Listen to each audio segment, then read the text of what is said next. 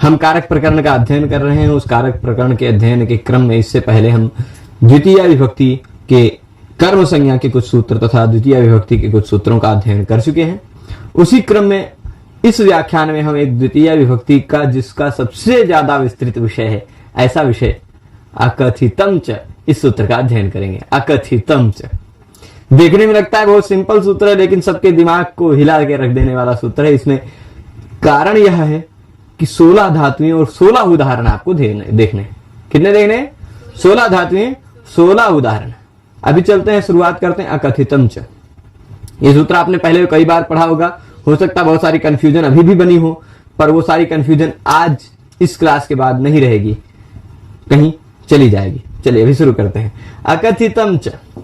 अकथितम का मतलब क्या होता है?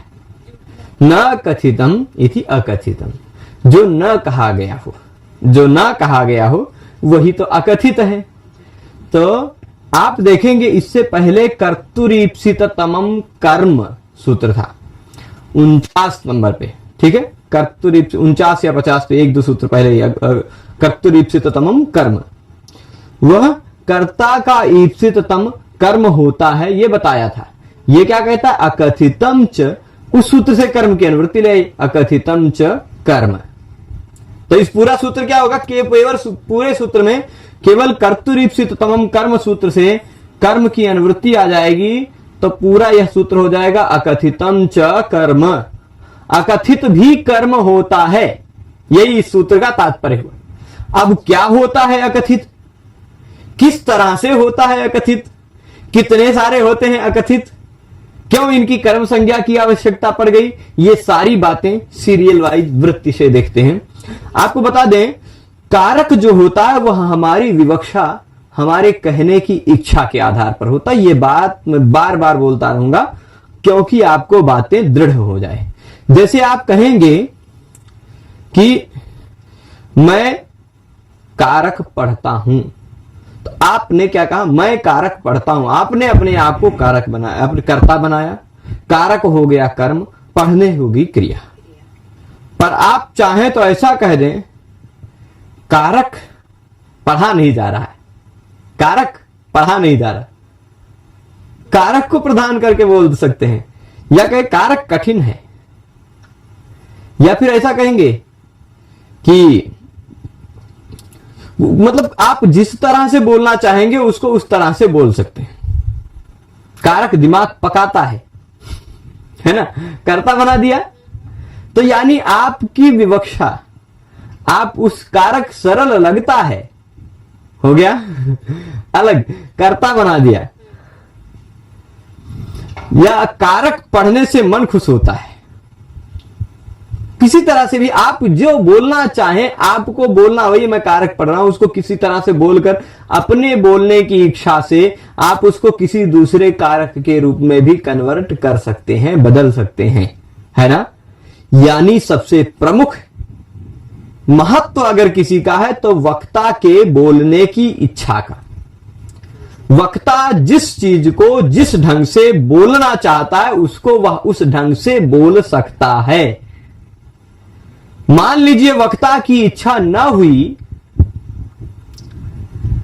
इसमें जो गौण कर्म मुख्य कर्म का कंफ्यूजन रहता, कंफ्यूजन समाप्त होगा, चिंता मत कीजिए। अभी थोड़ा सा पूरा ध्यान से सुनेंगे तो अब क्या होगा कि वक्ता की बोलने की इच्छा नहीं हुई तो वो कर्ता को कर्ता नहीं बोलेगा, है ना। जैसे खाना पकाता है, देवदत्त खाना पकाता है, वो ये कहेगा नहीं भाई खाना तो कुकर पकाता है ना, ऐसा बोल देगा। वक्ता के बोलने की इच्छा पर सब कुछ निर्भर है, ये बात समझ गए। वही बोलने की इच्छा होती है विवक्षा, ठीक है। बोलने की इच्छा विवक्षा। मैं बोलना चाहूं तो मैं कह दूंगा कि मैं लिखता हूं। मेरी बोलने की इच्छा हुई, अपने आप को कर्ता बनाने की इच्छा हुई, तो विवक्षा से मैं कर्ता बन गया। परंतु मैं ये कह दूं लेखनी बहुत अच्छा लिखती है, बिना आवाज किए लिखती, तो लिखने की क्रिया का कर्ता मैंने लेखनी को बना दिया, है ना। या फिर अगर मैं बोलना चाहूं तो लाल कलर बहुत अच्छा नहीं लिखता, हरा कलर बहुत अच्छा लिखता है, उसको बना दिया, है ना। तो ऐसे किसी को भी कुछ भी मैं अपने बोलने की इच्छा से बना सकता हूं। यही मेरी बोलने की इच्छा जो है, यही है विवक्षा। विवक्षा, ठीक है। तो जो वक्ता है, वह वक्ता वो किस ढंग से, किस भाव में, किसको क्या बनाकर बोलना चाहता है, उसी पर पूरा कारक डिपेंड होता है।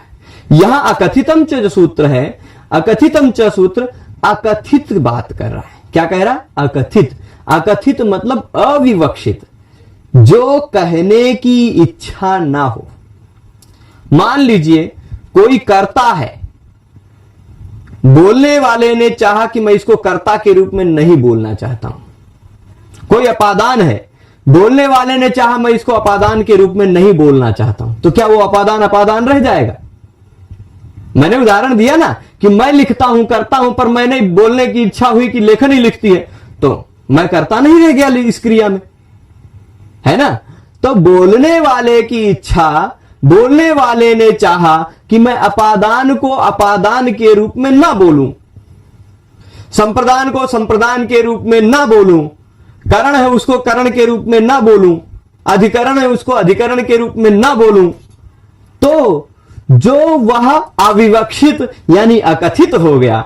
अपादान था, अपादान के रूप में अकथित हो गया, नहीं कहा गया। संप्रदान था, संप्रदान के रूप में नहीं कहा गया, अकथित हो गया। करण था, करण के रूप में नहीं कहा गया, अकथित हो गया। अधिकरण था, अधिकरण के रूप में नहीं कहा गया, अकथित हो गया। मतलब वक्ता ने नहीं बोलना चाहा, करण को करण रूप में नहीं बोलना चाहा, अधिकरण को अधिकरण रूप में नहीं बोलना चाहा वक्ता ने, तो वो सारे करण, वो अधिकरण, वो अपादान, वो संप्रदान, सब के सब कर्म बन सकते हैं। यही है कथितम च सूत्र का तात्पर्य। तो क्या यह नियम सभी जगह लगेगा? क्या यह नियम सभी जगह कर्म ही बना दिया जाएगा? अपादान को अपादान के रूप में नहीं बोलना चाहते हैं तो क्या हम उसको कर्म बना दें? संप्रदान को संप्रदान के रूप में नहीं बोलना चाहते हैं तो हम उसको कर्म बना दें? क्या सभी जगह? नहीं। ऐसा फिर संकलन किया गया भाष्य इत्यादियों में कि 16 धातुएं ऐसी हैं, 16 धातुएं ऐसी हैं जिन 16 धातुओं का अपादान अपादान के रूप में न बोला जाए तो कर्म बन सकता है। जिन 16 धातुओं का कर्म संप्रदान संप्रदान के रूप में न बोला जाए तो कर्म बन सकता है। जिन 16 का अधिकरण अधिकरण के रूप में न बोला जाए तो कर्म बन सकता है। ऐसे 16 धातुओं का एकत्रीकरण कर दिया गया। तो आपको अकथितम च में, अकथित मतलब अविवक्षित है, उस अविवक्षित में कौन सी चीजें हैं, कितनी हैं, क्या क्या हैं, वो 16 धातुएं। 16 धातुएं आप गिनेंगे, दुह, याच, पच, दंड, रुधि ये 5 हो गया, प्रक्ष 6 हो गया, ची हो गया 7, ब्रू 8, शास 9, जी 10, मथ 11, मुष 12। ये 12 हुई। नी 13, हरि 14, कृष 15 और फिर वह 16। ठीक, ये 16 धातुएं है ना।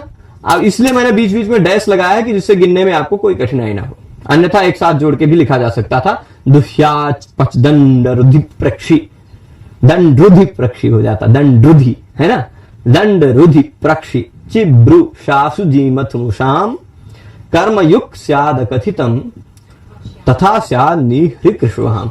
इस कारिका का अर्थ क्या है? दुह याच पच दंड रुधि प्रक्षि ची ब्रू शासु जी मथ मुष और नी हृ कृष वह, इन सभी का जो कर्म के साथ जो अकथित हुए, जो अकथित है, इन सारी धातुओं का अकथित है, यानी अपादान को अपादान के रूप में नहीं बोलना चाहा वो है, संप्रदान को संप्रदान के रूप में नहीं बोलना चाहा वो है, अकथित यानी अविवक्षित यानी वक्ता के द्वारा बोलने को अनिप्सित, वक्ता जिसको नहीं बोलना चाहता, ऐसा कुछ कर्मयुक्त स्यात्, कर्म बन जाता है। क्या बन जाता है?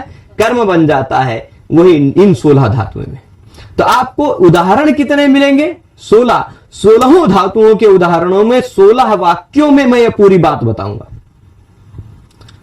कि यहां पर जैसे अभी दुह का उदाहरण लूंगा तो दुह के उदाहरण में आपको बताऊंगा कि यहां क्या है, वक्ता ने क्यों नहीं बोलना चाहा और किसको नहीं बोलना चाहा, तो क्या अकथित हुआ और फिर उसकी क्यों कर्म संज्ञा हुई। ये सारी बातें 16 उदाहरणों में बताऊंगा। यही सूत्र में, इस पाठ में हम देखेंगे यही सूत्र।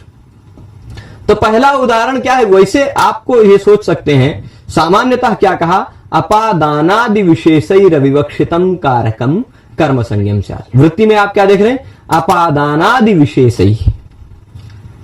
आप कहेंगे कि कारक तो अपादान इत्यादि थोड़े ना होते, कारक तो कर्ता इत्यादि होते हैं, कर्ता कर्म करण संप्रदान अपादान अधिकरण ऐसे कारक होते हैं। तो यहां अपादान आदि क्यों कह रहे हैं? आपको कुछ लोगों को ऐसा प्रश्न हो सकता है, तो आपको बताऊं, व्याकरण में जब तक आप मौलिक ज्ञान नहीं रखते हैं तब तक कंफ्यूजन रहता है। व्याकरण में जो मूलभूत ग्रंथ है, सबसे मूलभूत ग्रंथ है पाणिनि भगवान की अष्टाध्यायी है।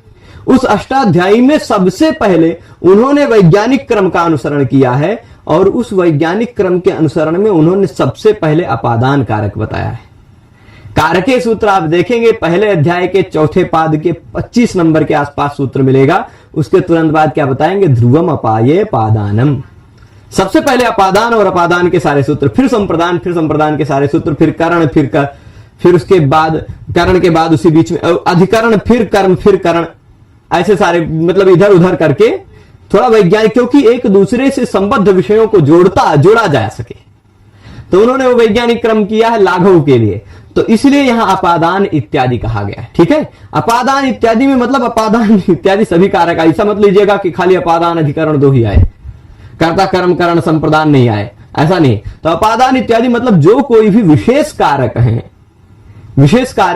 उन विशेष कारकों के रूप में जो अविवक्षित है, यानी जो नहीं कहा जा रहा है अपादान, पर अपादान के रूप में नहीं कहा जा रहा है संप्रदान, पर संप्रदान के रूप में नहीं कहा जा रहा है, अधिकरण है पर अधिकरण के रूप में नहीं कहा जा रहा है, ऐसा जो अविवक्षित है वह कारक कर्म कहलाया जा सकता है, उसको कर्म कहा जा सकता है। ठीक है, कर्म संज्ञम स्यात्। और ये 16 ही धातुएं होंगी। इन 16 धातुओं को हम क्रमशः देख लेते हैं। यहां देख लीजिए, दुहादीनाम द्वादशानाम, नीचे क्या लिखे हैं, दुहादीनाम द्वादशानाम। दुह इत्यादि जो है 12, ऊपर नहीं चल रहा है ना, चलेगा। दुह इत्यादि कितनी धातुएं हैं, 12 हैं। और नी प्रभृति नाम चतुर्नाम, नी इत्यादि 4, ऊपर दुह इत्यादि 12 है, नीचे नी ह्री कृष्वा 4 है, तो ये 4 हो जाएंगे। तो अब एतेषाम, इन सभी धातुओं को कर्म से जो युक्त होता है वह अकथित कर्म ऐसा परिगणन करना पड़ेगा। परिगणन मतलब क्या है, सभी धातुएं नहीं, किसी भी परिस्थिति में नहीं, ये खाली 16 धातुओं का परिगणन करना पड़ेगा। इन्हीं 16 धातुओं के प्रयोग होने पर कर्म से भिन्न जो कुछ भी दूसरा कारक है उसको उस कारक के रूप में नहीं बोलना चाहते हैं तो वो भी कर्म बन सकता है, मतलब 2 कर्म हो सकते हैं इन्हीं 16 धातुओं के प्रयोग में। ठीक है, तो अब 2 तरह से कर्म हुआ, एक तो कर्ता का क्रिया के द्वारा ईप्सित तम कर्म, और एक अन्य किसी कारक के रूप में न कहा गया हुआ अविवक्षित अकथित कर्म, है ना। दो तरह के कर्म होंगे। तो अब देख लीजिए, दोनों तरह के कर्मों का उदाहरण मैं बताऊंगा आपको। यहां दिख रहा होगा, पहला उदाहरण क्या है, दुह का। पहला उदाहरण क्या है, दुह का, यही बीच में मैं लिख के दिखाऊंगा। गोपाला, इस मतलब समझ लीजिए, दुह धातु का आप रूप देखेंगे थोड़ा सा अलग है। दोग्धि दुग्धा दुहंती, धोक्षि दुग्धा दुग्ध, दोह में दुहवा दुहमा, ऐसा रूप बनता है। तो इसलिए दोग्धि थोड़ा सा गड़बड़ लग रहा होगा, ये दोग्धि क्या आ गया, है ना। ये दोग्धि लट लकार का रूप है। दोग्धि मतलब होता है दुहता है। ठीक, दोग्धि में तिप प्रत्यय लगा, जैसे तो थोड़ा धोधा से ताको धा हो गया। अब दोग्धि है, गोपाला दोग्धि, दोग्धि मतलब दुहता है। कौन दुहता है, इसका कोई कर्ता होगा। तो चलिए मान लीजिए गोपाल हमने लिख दिया, गोपाल, गोपाला दोग्धि, क्योंकि यहां धी में तिप, जो तिप प्रत्यय उसके द्वारा कर्ता उक्त है, इसलिए कर्ता में प्रथमा विभक्ति लग गई। अब गोपाल क्या दुहता है, ठीक, गोपाल क्या दुहता है, गोपाल का दोहन क्रिया के द्वारा, है ना, गोपाल का दोहन क्रिया के द्वारा सबसे ज्यादा इष्ट क्या है, दूध। दूध को दुग्धम भी कह सकते हैं, पयः भी कह सकते हैं। यदि पयः कहेंगे तो पयः में भाई प्रथमा में भी पयः बनता, पयः पयसी पयांसी, द्वितीया में भी पयः पयसी पयांसी बनता है ना। तो इसलिए आप प्रथमा द्वितीया में कंफ्यूज हो सकते हैं, इसलिए मैं इनकी मर्यादा का अतिक्रमण करता हुआ पयः की जगह दुग्धम शब्द का प्रयोग कर देता हूं, है ना, जिससे आपको दुग्धम साफ साफ द्वितीया दिखे। ठीक, दुग्धम में अनुस्वार हो जाएगा, कोई दिक्कत नहीं, हाली मोनुस्वार है। ठीक, गोपालः दुग्धम दोग्धी या गोपालः पयः दोग्धी। ठीक है, अब गोपाल दूध निकालता है कहां से? गाय से। गाय से, गाय से दूध का अलगाव हो रहा है ना, अपाय हो रहा है। गाय से दूध का अलगाव हो रहा है, तो यहां जो गो शब्द है, गो शब्द है, यह अपादान है कि नहीं? अपादान है। परंतु दुह इत्यादि धातुओं के प्रयोग होने पर जो कोई अन्य अपादान इत्यादि है, यदि उसको कर्ता अपादान के रूप में ना बोलना चाहे तो क्या बोल सकता है? देखिए मोहन राम जी, यदि विषय को समझते जाएंगे तो प्रश्न किसी भी तरह का पूछे आप कंफ्यूज नहीं होंगे। यहां पर इसी एक उदाहरण में मैं 18-20 प्रश्न पूछ दूंगा तो फिर आप क्या करेंगे? मेरा काम आपको विषय समझाना, विषय। अब देखिए गोपाला गा, यहां पर मुख्य कर्म कौन सा है, गौण कर्म क्या है, यह पूछा जाएगा। या गो की यदि कर्म संज्ञा नहीं होती तो कौन सी संज्ञा होती, यह पूछा जा सकता है। दुग्ध कैसा कर्म है, यह पूछा जा सकता है। दुग्ध की कर्म संज्ञा किस सूत्र से हुई, यह पूछा जा सकता है। गो की कर्म संज्ञा किस सूत्र से हुई, यह पूछा जा सकता है। दोग्धी कहां का रूप है ना, तमाम प्रश्न बन सकते हैं। आप विषय समझने पर ध्यान दीजिए, विषय में पूरा शब्द सा बताता हूं।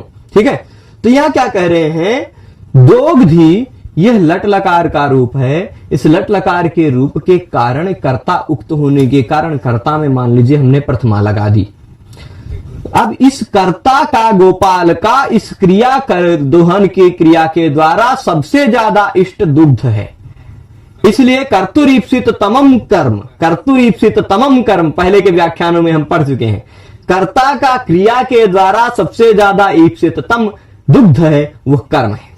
कर्म है ना, कर्म है। उस कर्म से जुड़ा हुआ गाय भी है, कर्मयुक्त। यह क्या कहा है, कर्मयुक्त स्यात् अकथितम। कर्म से जुड़ा हुआ होना चाहिए, वही अकथित हो सकता है, वही अकथित हो सकता है।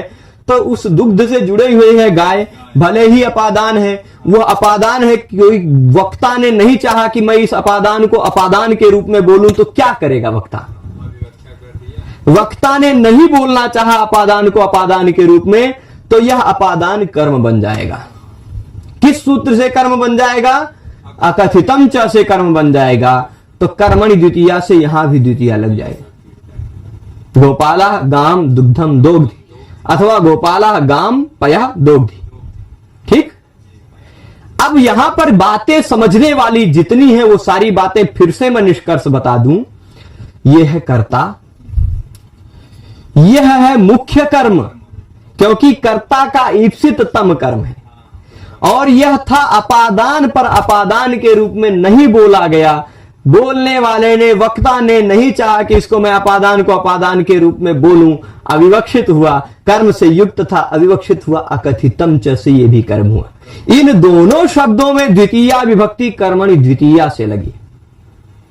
ठीक है, कर्म है, कर्म क्योंकि तिप प्रत्यय के द्वारा अनुक्त है, अनुक्त कर्म में द्वितीया विभक्ति लगेगी। ठीक है, ये इतनी पूरी बात क्लियर है।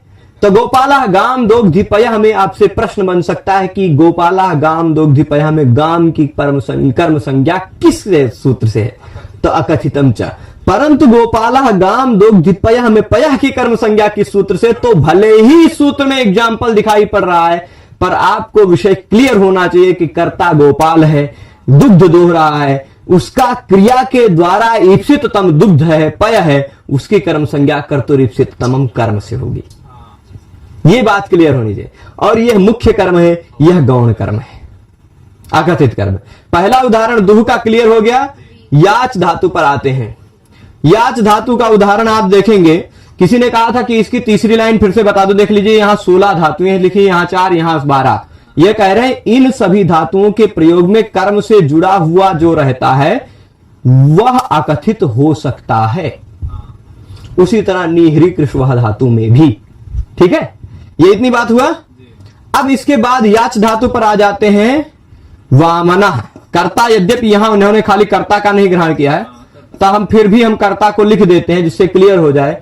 वामना वसुधाम याचते। वामन क्या मांग रहे थे? पृथ्वी मांग रहे। वसुधाम याचते, या खाली ऐसे याचते लिखते तो भी काम चल रहा था। वामन याचते, वामन मांग रहे हैं। क्या मांग रहे हैं? बिल्कुल, मैं आपको बता दूं, आप विवक्षा से चाहे जो कारक लगा लें शालू जी, विवक्षा आपकी है तो अपादान को अपादान के रूप में नहीं बोले, कर्म के रूप में बोले। पर आप जब अपादान के रूप में बोलना चाहेंगे तो अपादान बोलिए। गोपाला गोह पयः दोग्धी, ये वाक्य भी शुद्ध है। परंतु यदि आप उसको अपादान के रूप में, गोह के रूप में नहीं बोलना चाहते तो फिर वो कर्म ही होगा और कोई दूसरा नहीं होगा, गाम बनेगा। ठीक है, क्लियर है?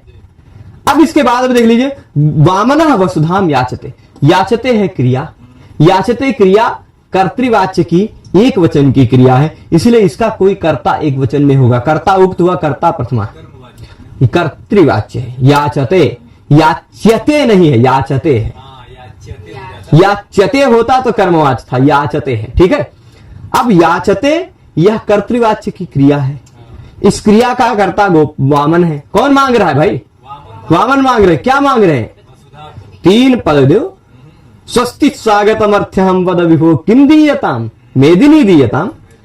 एक ही श्लोक में संवादात्मक में कहा है, वामन जब उनके पास पहुंचते हैं बलि के पास तो कहते हैं स्वस्ति, तो कल्याण। वो कहते हैं क्या? तो कहे स्वागतम, ये कहेंगे स्वस्ति, वो कहेंगे स्वागतम। तो कहेंगे अर्थी अहम, मैं अर्थी हूं, मैं मांगने आया हूं। तो कहेंगे वद विभो किम दीयताम, है ना, बोलो बोलिए आपको क्या दिया जाए। तो फिर वो एक शब्द में कहेंगे मेदिनी, धरती दीजिए। तो कहे कामात्रा, कितनी धरती दी जाए आपको? कहेंगे मम विक्रमत्रय पदम, मेरे कदम से 3 कदम। तो कहे दत्तम, दे दिया, जाओ ले लो जहां का। तो कहे नहीं, ऐसे नहीं चलेगा, जलम दीयताम, पानी दो, है ना, संकल्प करो, जलम दीयताम। फिर उसके बाद वो हो जाएगा कि माँ देही त्युषणा ब्रवीत। तभी उषणा जी आ गए, शुक्राचार्य जी कहे माँ देही हरिरयम, ये हरि है। तो फिर बलि कहेगा पात्रम किमस्मात् परम, यदि ये हरि है तो इनसे बढ़िया कौन पात्र मिलेगा कहां। इस तरह बलि से अर्चित जो यज्ञ भूमि में बलि के द्वारा अर्चित वामन है वो हमारी रक्षा करें, ऐसा वामन की स्तुति में किसी कवि ने कहा है। तो वामन क्या है? वसुधाम याचते, वसुधा की याचना कर रहे हैं। अनुवाद में बताता रहता हूं, उदाहरण पर ध्यान देंगे अतुल जी, पूरा समझ में आएगा। वामन वसुधा मांगते हैं, यहां याचते हुआ, वसुधाम भी है, कर्म भी। अब वामन की याचना क्रिया के द्वारा वामन सबसे ज्यादा क्या चाहते हैं? वसुधा को चाहते हैं। इसलिए कर्तुरीप्सित तमम कर्म सूत्र से इस वसुधा की कर्म संज्ञा होगी। और कर्मणि द्वितीया से द्वितीया लगी हुई है, ऑलरेडी मैंने लगा के रख दिया है। ठीक है, अब इसके बाद ये इतना क्लियर है, वामना वसुधाम याचते। पर अब कहां से मांगते हैं? किससे? किससे मांगते हैं? तो बलि से मांगते हैं। अभी बलि शब्द को लिखा, इसमें कोई विभक्ति नहीं लगा रहे हैं। बलि नाम का एक राजा था, प्रहलाद के पुत्र विरोचन का पुत्र था, प्रहलाद का नाती बलि। इस बलि से क्या मांगते हैं? वसुधा। अब बलि से मांगते हैं यानी अपादान है। यद्यपि भाष्य इत्यादि में सिद्धांत है या नहीं याचना देवापायो भवति, याचिता सन यदा ददाति तदानीम अपायो भवति। मतलब मांग लेने से ही अपादान नहीं हो जाता है। मांग लेने के बाद जब वो देंगे तब अपाय होगा, तब अपादान होगा, है ना। पर फिर भी अपादान मान लिया जाता है। सैद्धांतिक पक्ष यही है कि अपादान है, अलगाव है। बलि से वसुधा का अलगाव हो जाने के कारण उनका अपाय हो जाने के कारण बलि की अपादान संज्ञा है। अपादान है, बलि अपादान है। अब यदि बलि अपादान है पर वक्ता ने चाहा कि इस अपादान को मैं अपादान के रूप में ना बोलूं, तो अविवक्षित हो गया कि नहीं? अकथित हुआ कि नहीं? इस वसुधा से युक्त है कि नहीं? कर्मयुक्त है।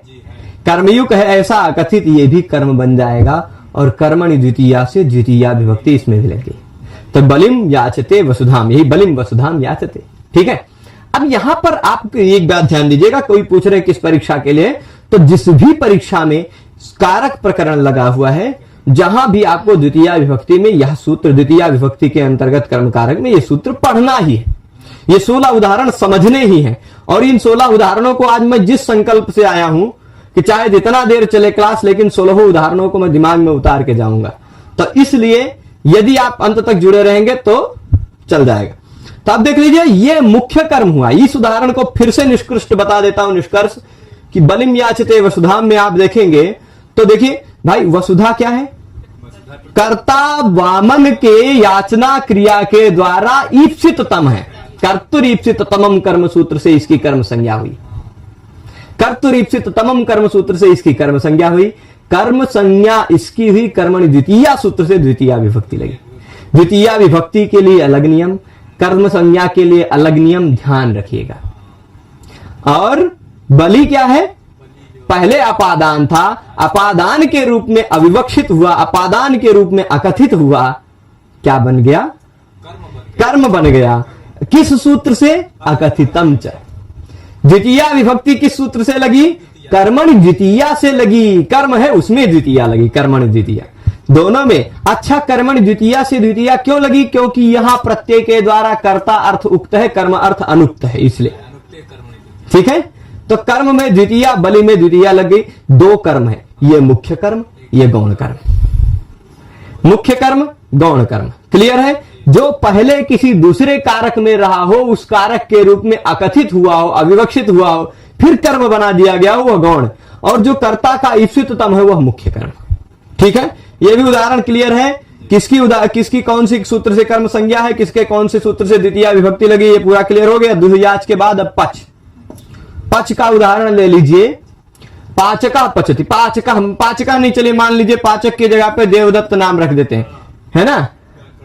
व्याकरण देवदत्त, भाई ये देवदत्त, चैत्र, मैत्र, ये सब है। देवदत्त, यज्ञदत्त, चैत्र, मैत्र, ये सब लावारिस पड़े रहते थे, कहीं भी उठा लेते थे तो व्याकरण वाले या साहित्य वाले, न्याय वाले सभी लोग उदाहरण में इन्हीं देवदत्त इत्यादि को रख लेते, है ना? कुरिया होगा कि नहीं। वास्तविकता क्या है, पहले हम सब भी, हमारी यह सभ्यता है कि हम सब मानते हैं भगवान की कृपा से हम सब आए, हम सभी देवदत्त हैं, देव के द्वारा दिए हुए हैं। हमारे माता पिता को देवता ने ही हमें दिया है ना? तो इसलिए हम सभी देवदत्त हैं। ऐसा मत समझिएगा कि देवदत्त नाम का कोई व्यक्ति रहा होगा, पर मान लीजिए देवदत्त शब्द से सबका ग्रहण हो सकता है, इसलिए कोई नाम नहीं लेकर के देवदत्त हो गया। ये देवदत्त क्या कर रहा है? पका रहा है। देवदत्ता पचती, ठीक, देवदत्त पका रहा है। अब देवदत्ता पचती अगर कह रहे हैं ना, तो इसमें एक रहस्य है। वो रहस्य वाली बात क्या है कि देवदत्त रसोईया है, अपने लिए नहीं पचा रहा है। देवदत्त अगर पचते होता तो पता चल जाता कि हो सकता है देवदत्त कोई स्टूडेंट होगा, अपने लिए पका रहा है। आत्मनेय पद प्रयोग होता तो अपने लिए है। परस्मय पद का यहाँ प्रयोग है। उभय पदी धातुओं का अगर परस्मय पद में प्रयोग हो तो उस क्रिया का फल दूसरों को भी मिलता है, यानी देवदत्त के पकाने का फल दूसरों को मिलेगा, यानी देवदत्त रसोईया है। ठीक है, चलेगा। अब देवदत्ता पचती, ये बात हुई। पचती क्रिया में टिप प्रत्यय, उसके द्वारा कर्ता हुआ, इसलिए कर्ता में प्रथमा विभक्ति लगी। क्या पका? देवदत्त करता है, पचन क्रिया के द्वारा सबसे ज्यादा किसको चाहता है? तो भात पकाता है, ओदनम। ठीक, यह मुख्य कर्म हुआ। कर्ता का क्रिया के द्वारा, देवदत्त कर्ता का पचन क्रिया के द्वारा सबसे ज्यादा इष्ट है ओदन, इसलिए ओदन की कर्म संज्ञा हुई कर्तुरीप्सिततमम कर्म सूत्र से। और कर्म सूत्र होने, कर्म संज्ञक होने के कारण कर्मणि द्वितीया से द्वितीया विभक्ति इसमें लग गई। इतने में कोई दिक्कत नहीं ना? यह कैसा कर्म होगा? मुख्य कर्म होगा। किस सूत्र से कर्म संज्ञा होगी? कर्तुरीप्सिततमम कर्म सूत्र से होगी। और द्वितीया विभक्ति किस सूत्र से लगेगी? कर्मणि द्वितीया से। इतना मैं बार बार बोलूंगा कि जिससे कभी कंफ्यूजन ना रहे। कारक में कंफ्यूजन नाम की चीज नहीं। अब फिर इसके बाद यहां देख लीजिए, देवदत्ता ओदनम पचती हो गया, पर किससे पकाता है? पहले तंडुल थे ना, तंडुलों से पकाता है ना, चावल से, है ना? तो तंडुलई ही, चावलों से, तंडुलई ही ऐसा होना चाहिए। तंडुलों से ओदन पकाता है, भातों से करण है। मान लीजिए तंडुल क्या है? भात को पकाने के एक प्रकार के साधन है। ठीक, चावल उसी से पक के आएगा। तो अब देख लीजिए, यहां जो तंडुल था, इसको करण के रूप में न बोलना चाहा वक्ता ने, करण के रूप में बोलना चाहे तो बोल दीजिए, कोई बात नहीं। सह तंडुलैः ओदनम पचति, देवदत्ता तंडुलैः ओदनम पचति, कोई दिक्कत नहीं, शुद्ध उदाहरण, सही उदाहरण, ये करण है तो करण संज्ञा हो जाएगी।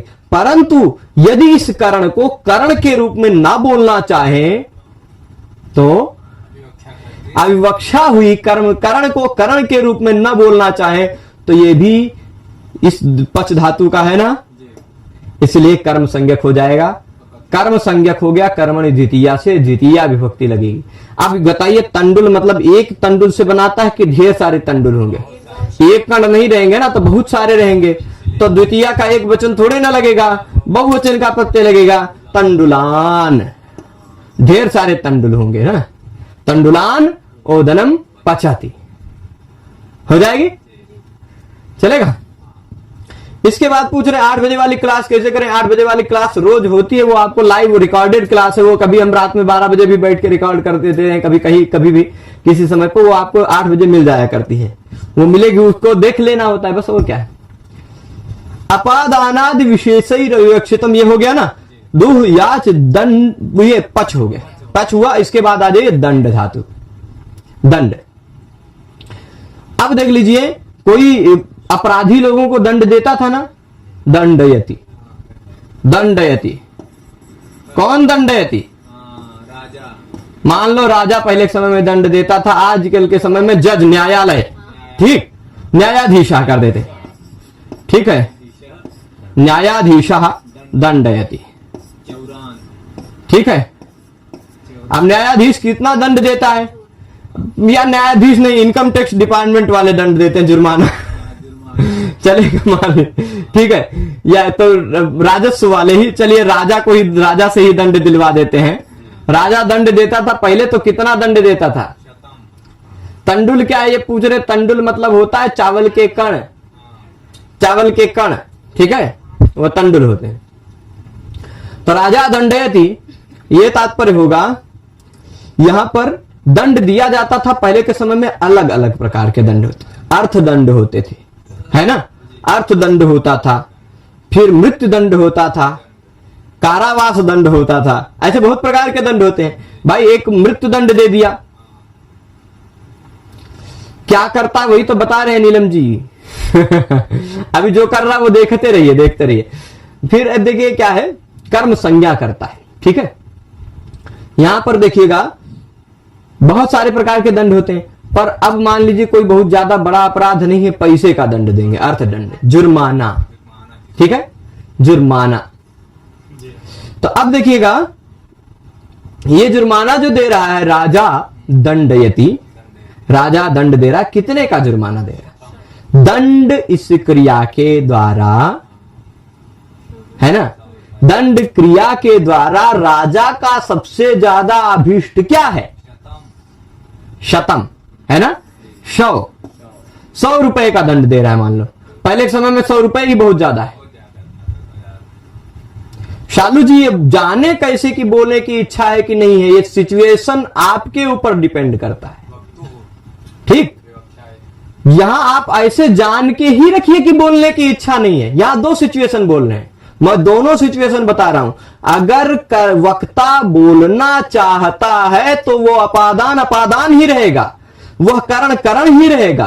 परंतु यदि वक्ता उस अपादान को, उस करण को, उस संप्रदान को अपादान करण संप्रदान इत्यादि के रूप में नहीं बोलना चाहता है, तभी कर्म होगा। ये अकथितम च सूत्र का कार्य। तो अब जहां भी उदाहरण दिया जा रहा है वहां आप अपने आप समझ के रखिए कि यहां वक्ता उस अपादान को, उस करण को अपादान या करण के रूप में नहीं बोलना चाह रहा है, ठीक है। ये अपने आप समझ के रखिए, अंडरस्टूड रखिए, ठीक है। तो अब देखिए, शतम दंडे, 100 रुपया अभीष्टतम है, ठीक है। राजा शतम दंडयति, राजा दंडयति में राजा के दंड क्रिया के द्वारा क्या अभीष्ट है, क्या चाहता है राजा? 100 चाहता, ठीक है। तो इसलिए अभीष्टतम हुआ, कर्तुरीप्सित तमम कर्म सूत्र से इसकी कर्म संज्ञा हो गई, राजा शतम दंडयति, ठीक है। अब इस जगह पर किनको दंड देता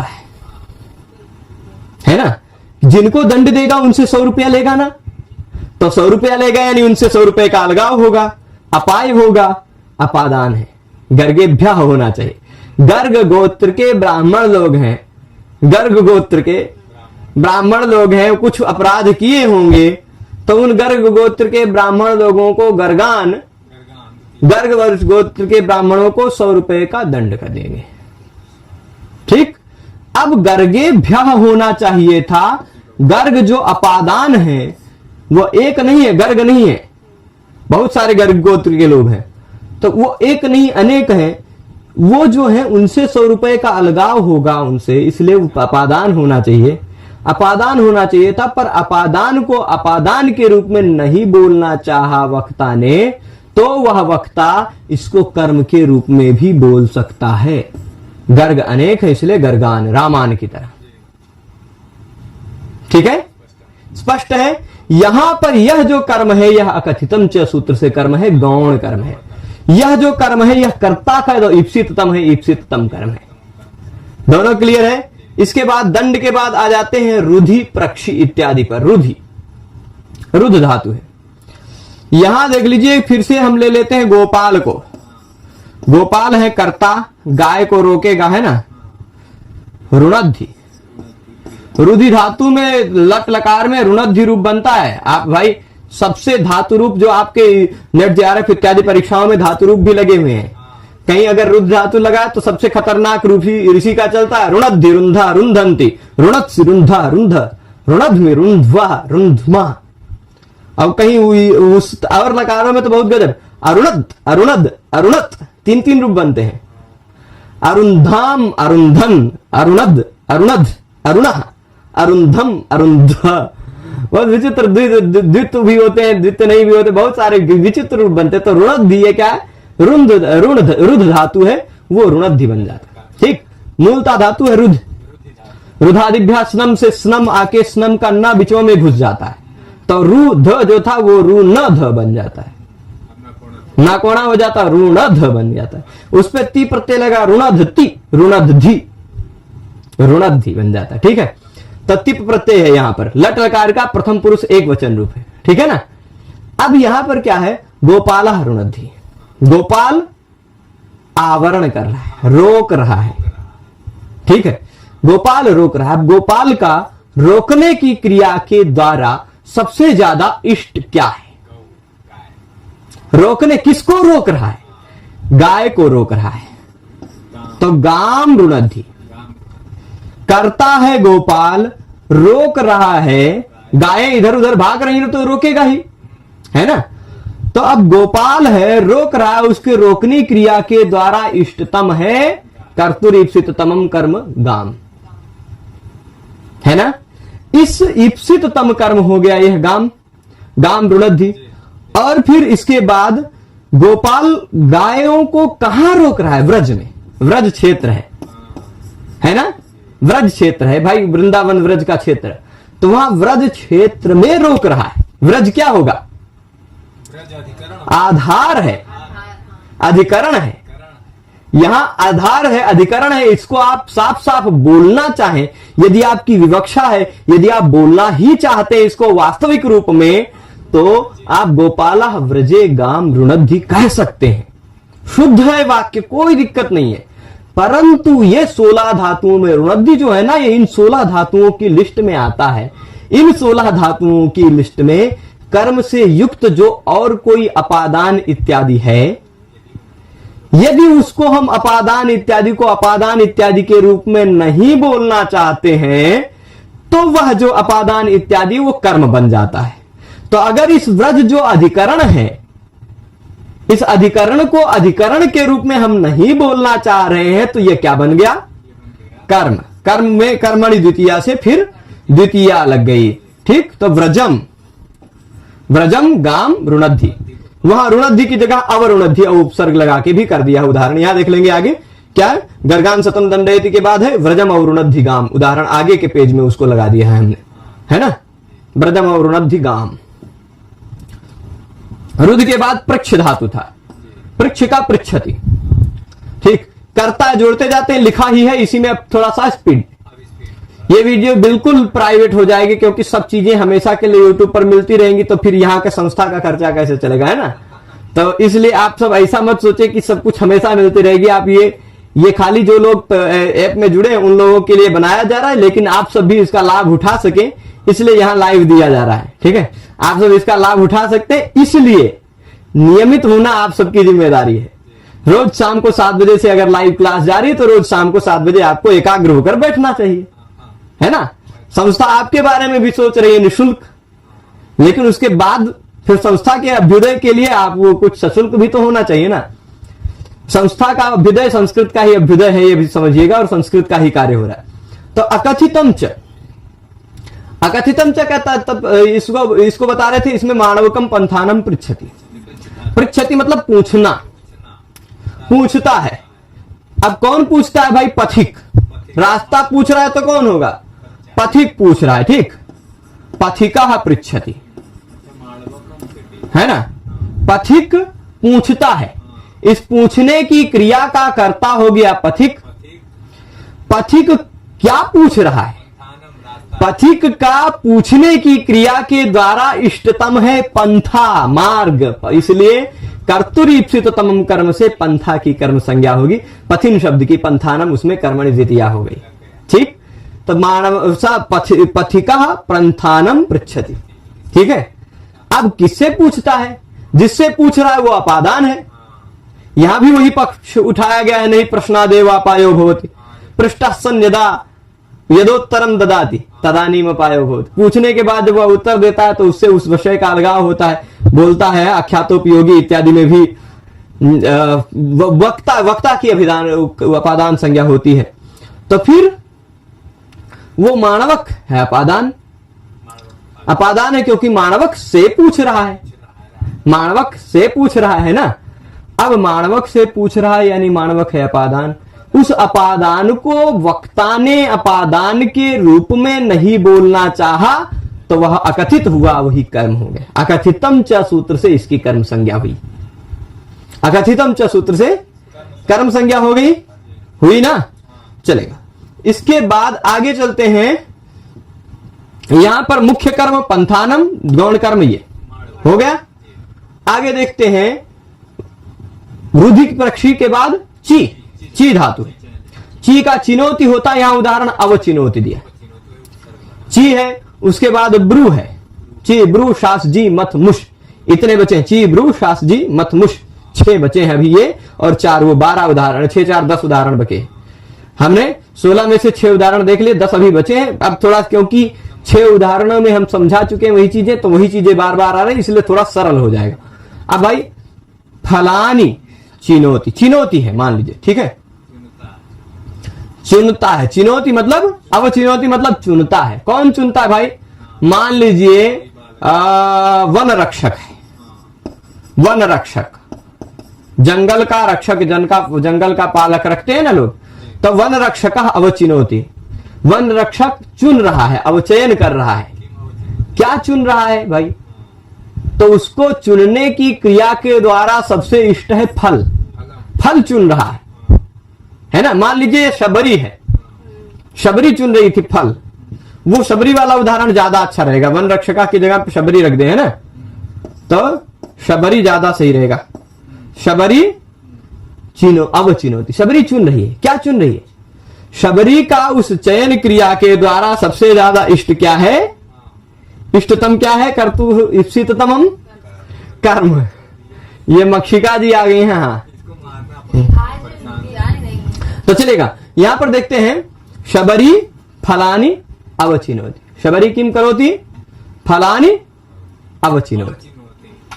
यहां पर शबरी की अवचयन क्रिया के द्वारा इष्टतम है फल, है ना। फल इष्टतम क्या है? फल। अब फल हो गया कर्तुरीप्सिततमम कर्म सूत्र से कर्म संज्ञा हुआ ना। फल भी कर्म है, मुख्य कर्म है, फल। और शबरी कहां से फल चुन रही है? वृक्षों से। शबरी कहां से चुन रही फल? वृक्षों से। तब वृक्षों की अपादान संज्ञा है, अपादान है। तो शबरी वृक्षात फलानी अवचिनोति, आप बोले वाक्य पूर्णतः शुद्ध है। परंतु यदि वृक्ष जो अपादान है, उस अपादान को आप अपादान के रूप में नहीं बोलना चाहते, तो वह कर्म बन जाएगा। अकथितम च से इस वृक्ष की कर्म संज्ञा हुई, यह गौण कर्म है, कर्म है, इसलिए कर्मणि द्वितीया से द्वितीया लग गई, उसी तरह पहले की तरह ही। ठीक है। अब इसके बाद धर्मम ब्रूते, अथवा ब्रू और शास दोनों धातु एक साथ लिया, ब्रूते अथवा शास्ति। ब्रूते मतलब कहता है, शास्ति मतलब उपदेश देता है, वही बात है। ठीक है। तो क्या है, गुरु ब्रूते, गुरु बोलता है। ठीक है। ब्रूते अथवा शास्ति, कहा ब्रूते, गुरु। ब्रूते में कर्तरी अर्थ में, इसलिए गुरु कर्ता में प्रथमा लगी, शास्ति में भी कर्तरी अर्थ में, इसलिए गुरु में प्रथमा लगी। अब गुरु ब्रूते क्या बोल रहा है, गुरु, गुरु का बोलने की क्रिया के द्वारा अथवा गुरु का अनुशासन करने की, उपदेश देने की क्रिया के द्वारा सबसे ज्यादा अभिष्ट क्या है, धर्म। धर्म है जी, धर्म को ही बोल रहा है ना, धर्म का ही तो उपदेश दे रहा है ना। तो इसलिए गुरु का बोलने की या उस क्रिया के द्वारा सबसे इष्टतम है धर्म। धर्म है ना, इसलिए धर्म की कर्तुरीप्सिततम कर्म से कर्म संज्ञा होगी, मुख्य कर्म है। धर्म मुख्य कर्म हुआ। और किसको बोल रहा है, तो जिसको बोल रहा है ना, जिसको बोल रहा है वह है संप्रदान, है ना, जिसके लिए बोल रहा है, शिष्य के लिए बोल रहा है ना।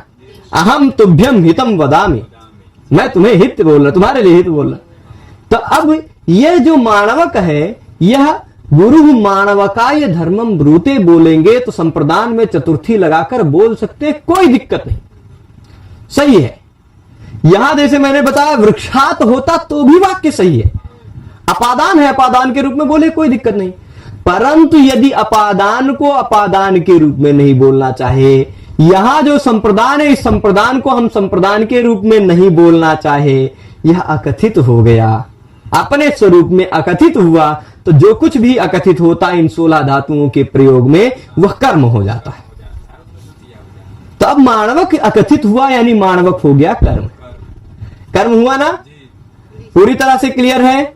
तो मानवक कर्म हुआ या गौण कर्म हुआ, धर्म कर्म हुआ, मुख्य कर्म हुआ। मानवकम धर्मम ब्रूते गुरु। ठीक है, क्लियर है इतना। आगे चलते हैं, अथवा इसी तरह शास्ति भी हो जाएगा, मानवकम धर्मम शास्ति। इसके बाद अब शासु के बाद कौन सा धातु है, जी। कुछ लोग शासु यहां पढ़ रही थी ना, शासु धातु, तो वो शासु बहु वाली शासु नहीं है, शासु अनुशिष्ट, ठीक, अनुशासन देने वाले हैं ना, वो शासु भी अनुशासन करती हैं। हाँ चलिए अब देखिए, शतम जयति देवदत्तम, शतम जयति देवदत्तम। यहां पर देखिएगा, कोई है, कोई व्यक्ति है, वो जुआ खेल रहा है या और किसी शर्त इत्यादि में 100 जीत जा रहा है। कितना जीत रहा है, 100। तो कौन जीत रहा है, मान लीजिए देवदत्त से जीत रहा है, तो कोई दूसरा कोई दत्त रख देते हैं, यज्ञ दत्त को रख देते हैं। ठीक, यज्ञ दत्त जी देवदत्त जी से 100 रुपया जीत रहे हैं, शर्त लगा के, चलो आज अरुण जी अकथितम जब पूरा पढ़ा लेंगे तो 100 रुपया, हाँ शर्त लगा दिया है ना। अब हम पूरा पढ़ा दिए, तो यज्ञ दत्त जी 100 रुपया मान लीजिए जीत रहे हैं। यज्ञ दत्ता जयति, यज्ञ दत्ता जयति, यज्ञ दत्त जीत रहा है। तो यज्ञ दत्त का जय क्रिया के द्वारा इष्टतम क्या होगा, 100। इसलिए कर्तुरीप्सिततम कर्म से इष्टतम क्या हुआ, कर्म संज्ञा हुई शतम की, हुई ना। और किससे जीत रहा है, ये देवदत्त से जीत रहा है। तो देवदत्त के पास से 100 रुपया निकल जाएगा, उसका अपाय हो रहा है। इसलिए देवदत्त जो अपादान है, अपादान को अपादान के रूप में बोलना चाहे आप स्वतंत्र हैं। प्रत्येक कारक विवक्षा से होता है, वक्ता की इच्छा से होता है। वक्ता स्वतंत्र है, वक्ता उसको किसी कारक के रूप में बोलना चाहे बोल सकता है। तो यदि आप उसको अपादान के रूप में बोलना चाहें तो आप स्वतंत्र हैं, बोल सकते हैं। आप यज्ञ दत्ता देवदत्ता शतम जयति कह सकते हैं, शुद्ध है वाक्य, कोई काट नहीं सकता। परंतु इसी देवदत्त को अपादान के रूप में नहीं बोलना चाहते आप। यदि इस अपादान को अपादान के रूप में नहीं बोलना चाहते तो यह क्या हो जाएगा, अकथित है, हो जाएगा, अविवक्षित हो जाएगा और अकथित कर्म होता है। अकथितम च, क्लियर है पूरा? अकथितम च से यह भी कर्म हो गया या गौण कर्म हुआ, इसमें भी कर्मणि द्वितीया से द्वितीया विभक्ति लगी। ठीक है, चलेगा? तो यहां सब जगह द्वितीया कौन सा मुख्य कर्म है, कौन सा गौण कर्म है, यह जरूर ध्यान रखना है। और जो गौण कर्म है वह पहले क्या था, जैसे ये पहले अपादान था, ये पहले संप्रदान था, है ना? आगे देखते जाइए। फिर इसके बाद सुधाम क्षीर निधिम मथनाति, सुधाम क्षीर निधिम मथनाति, व्याख्याकार लोग इसका दो ढंग से अर्थ निकालते हैं। ठीक, व्याख्याकार लोग सुधाम क्षीर निधिम मथनाति इसका दो ढंग से अर्थ निकालते हैं। दो ढंग से अर्थ निकालने पर यहां दोनों मुख्य कर्म, दोनों गौण कर्म हो सकते हैं। मैं दोनों बात बता देता हूं। क्या है, कुछ लोग कहते हैं कि सुधा के लिए, अमृत के लिए समुद्र को मथ रहे हैं, ऐसा अर्थ ले लेते हैं। किस लिए? सुधा के लिए, यानी अमृत के लिए समुद्र को मथ रहे हैं। के मथना, कह मथनाति देव, मान लीजिए देव, देवः देवः मथनाति क्षीर निधिम मथना, तो देव मथ रहा है यहां किस लिए? सुधा के लिए। किसको मथ रहा है? अमृत, समुद्र को।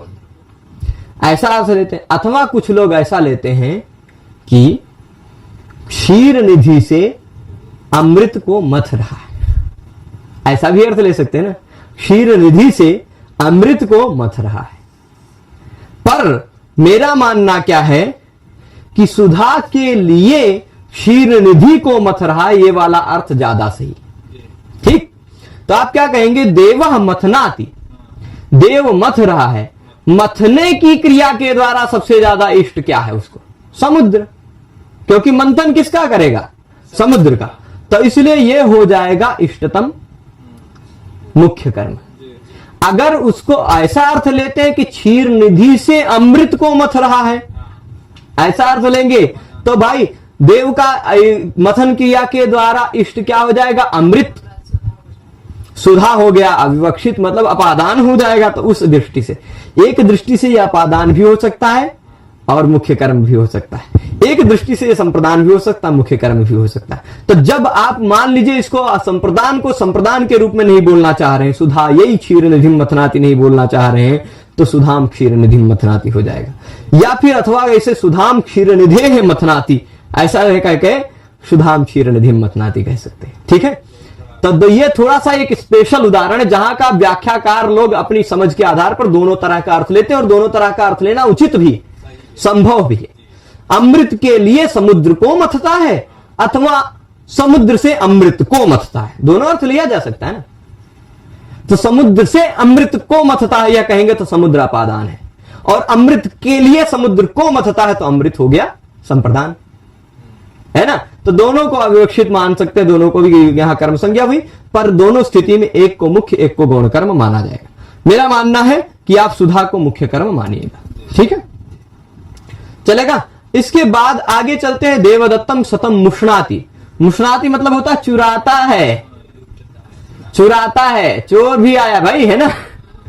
शतम मुष्णाति, अब कौन चुराता है? यहां चोर कोई मान लीजिए वहां उसका नाम नहीं रखेंगे, पर्याय वही शब्द रख देते हैं, चौरा, है ना, ज्यादा ठीक रहेगा। किसी का नाम लिखने बुरा मान सकते हैं कोई, तो चौरा देवदत्तम शतम मुष्णाति, कोई चोर है, देवदत्त का 100 रुपया चुराता है, चोर है, देवदत्त का 100 रुपया चुराता है, तो चौरा मुष्णाति, चोर चुराता है।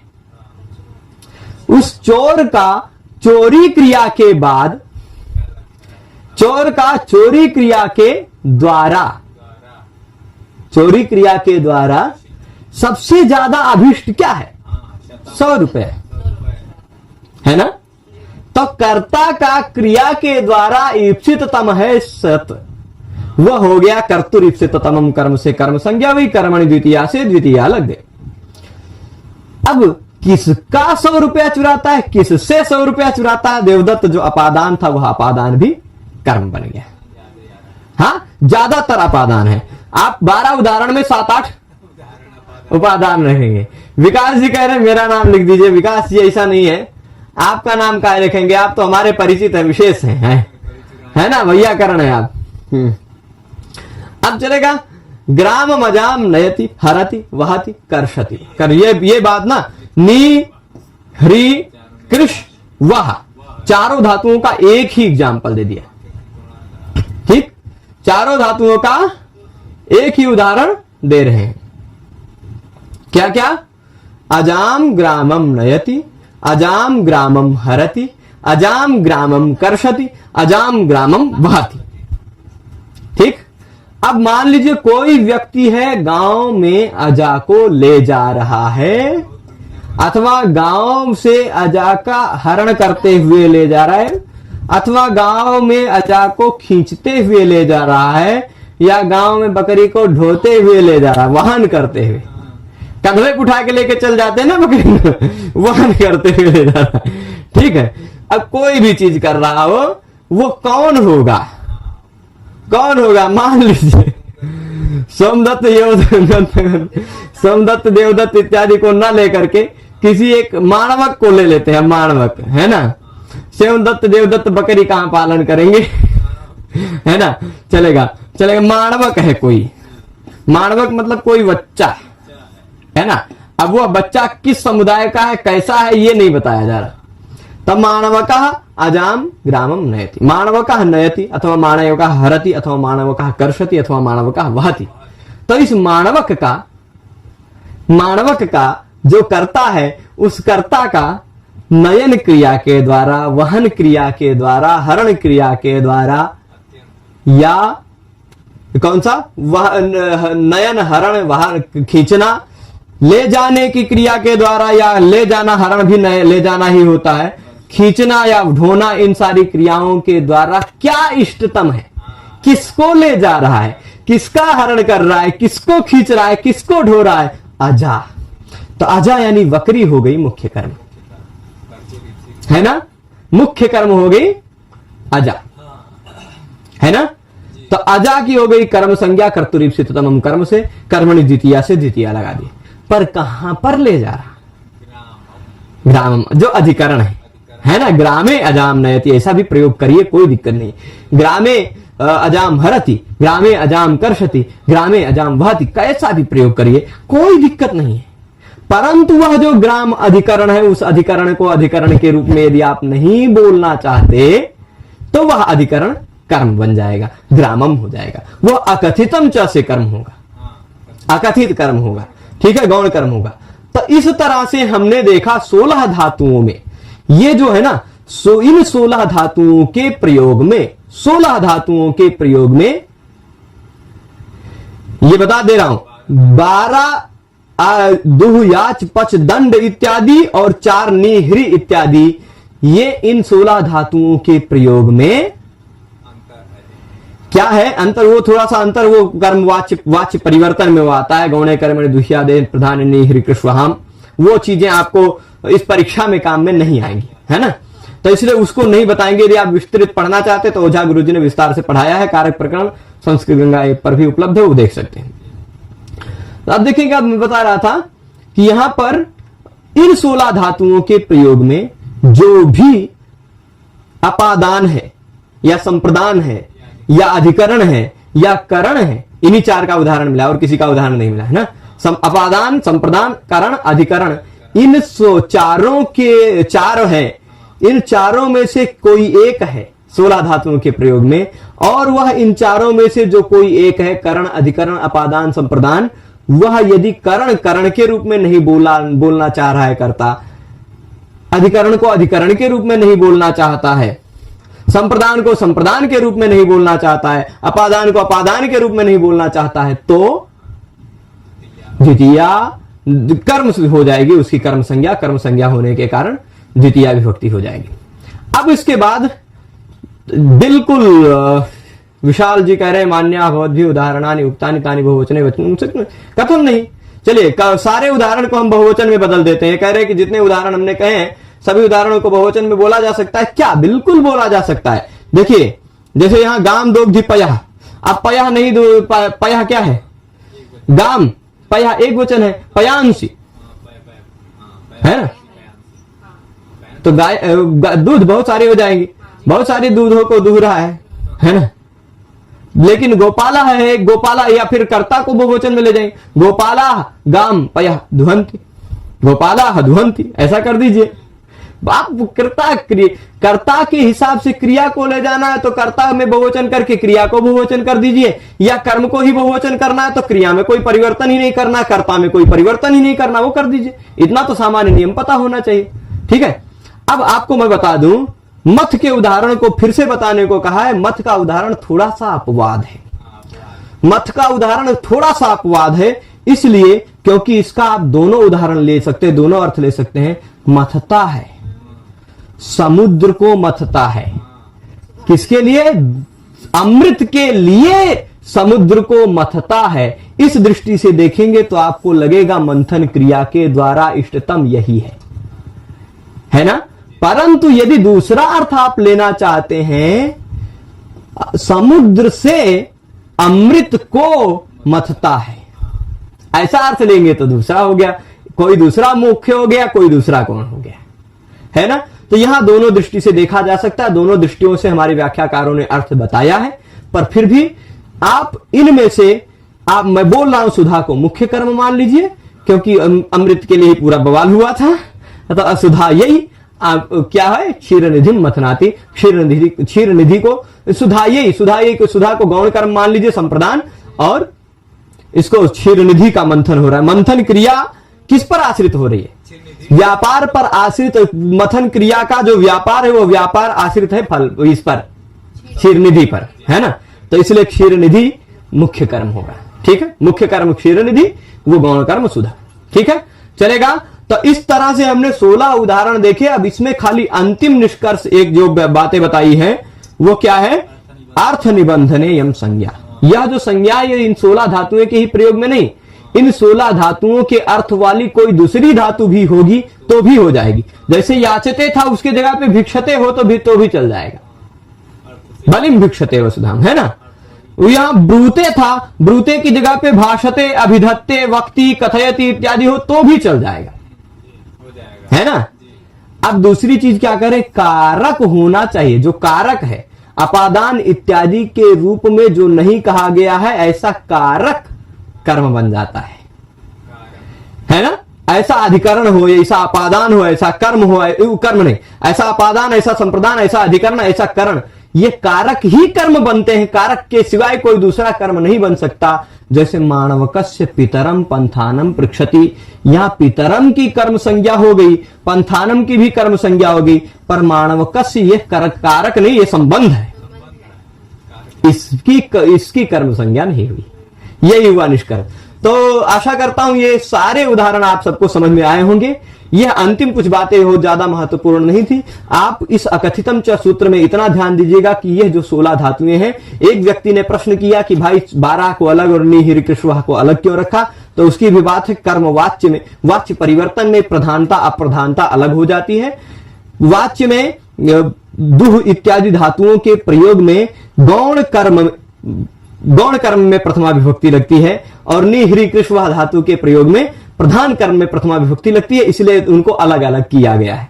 वो अलग बात है, वो आपके इस परीक्षा में इंपॉर्टेंस नहीं रखती। और ये 16 उदाहरण में आप ध्यान दीजिएगा, कौन मुख्य कर्म, कौन गौण कर्म, कौन गौण कर्म जो है वो पहले क्या था, ये सारी बातों को ध्यान रखेंगे। आशा करता हूं ये पाठ आसान लगा होगा। काफी मैं लंबा खींच लिया आप सबको, तो सबको धन्यवाद।